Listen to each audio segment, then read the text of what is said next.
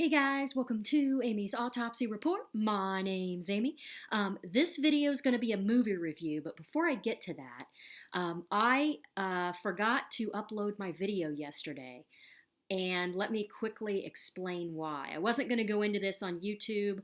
If you follow me on Instagram, you get to see a little bit more about what I'm doing on the daily and things going on in my life and stuff like that, in addition to YouTube channel stuff. So for those of you who don't follow me on Instagram or don't have Instagram, 3 weeks ago, I had to have my dog put down. He had some very, very unexpected health issues, and there was no option other than to have him put down. So I have been feeling pretty bad about that over the last few weeks. And yesterday, I filled out an application to adopt a dog. And I got really excited about it because, I was just excited about this dog. And, there's a pretty good chance I won't be selected to adopt this dog because he apparently had a lot of applications put in for him.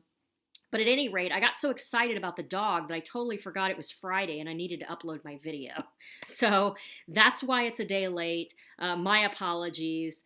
Let's get into the movie review. And if I do get the dog, I will let you guys know for sure. Because let me tell you, he is really cute.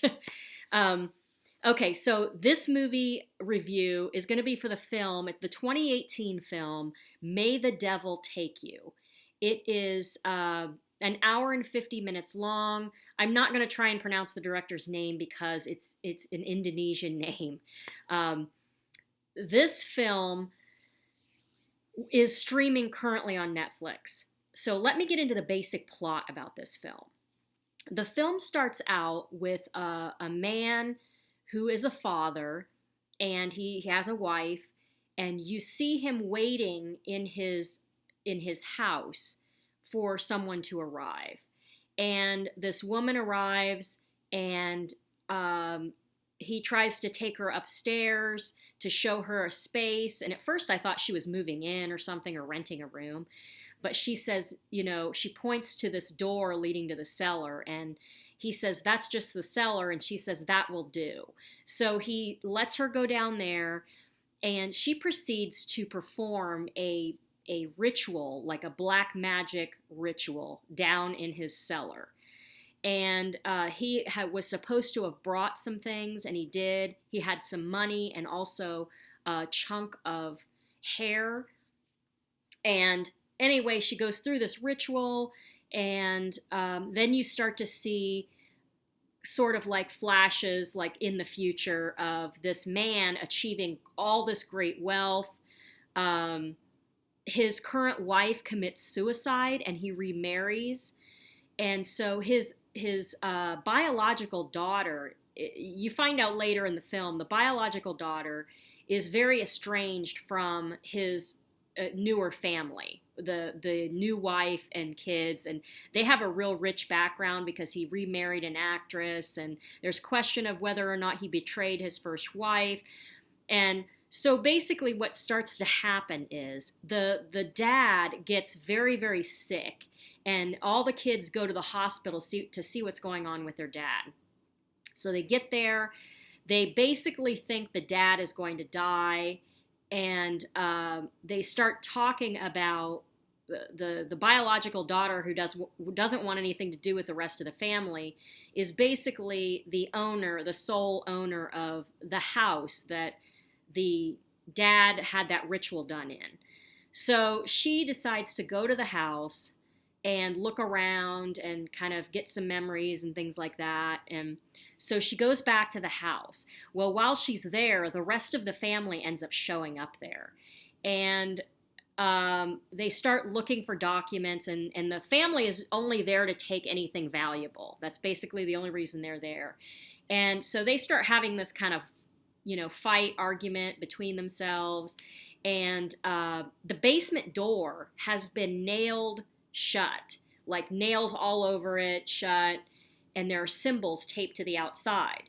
Well, the biological daughter does not want anyone to open the basement door because they don't have any clue what's going on. and the mother of the other kids makes her son open it. And he makes her open it, and she gets taken to the basement. The mother gets grabbed and taken to the basement and becomes possessed.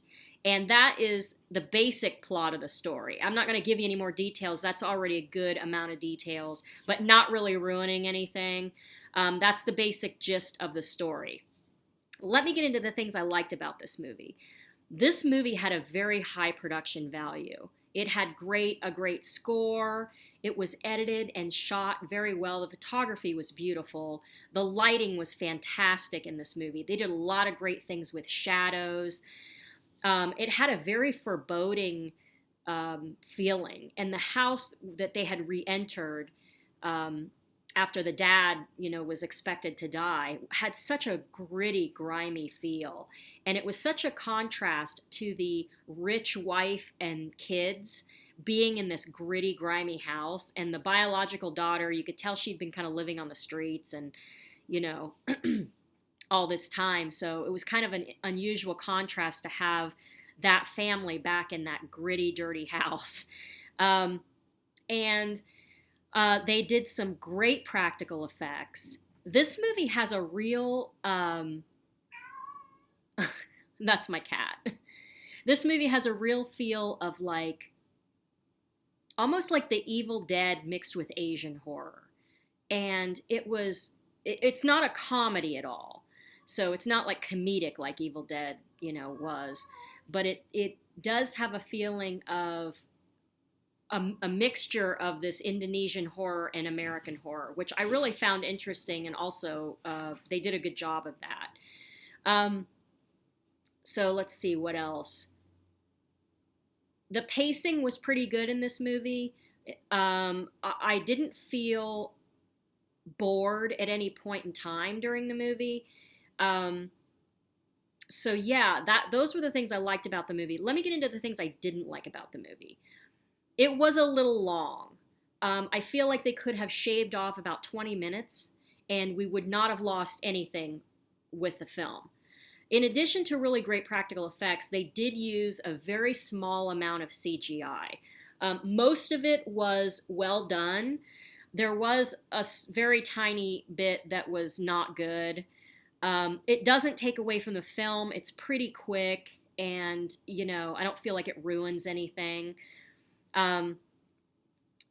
But overall, I thought this was a well-made film. It was kind of unpredictable. As much as when you're watching it, you think, oh, this movie's kind of like this, and it's kind of like this, so this is probably going to happen. And it doesn't really happen that way. I feel like people who like possession and black magic and haunting kind of films might like this film. Now, it is in Indonesian, so you will have to read subtitles if that's an issue for you. But I feel like it was a really well-made film. I'm going to give this one a 3.5 out of 5. The only reason it's not getting a 4 is because of the CGI. But like I said, it doesn't ruin the film. So if you do like Asian horror, Indonesian horror, don't not watch it because of that. I feel like it's worth a one-time watch just to see what you think about it. There are so many good things about the movie that doesn't take away from it. So I'm going to say give it a watch, 3.5 out of 5. That's going to do it for this review, guys. If you like these videos, give me a like, comment, subscribe if you haven't already. Follow me on Instagram at Amy's Autopsy Report, and I will catch you guys in the next one. Oh, yeah. And the next one will be tomorrow.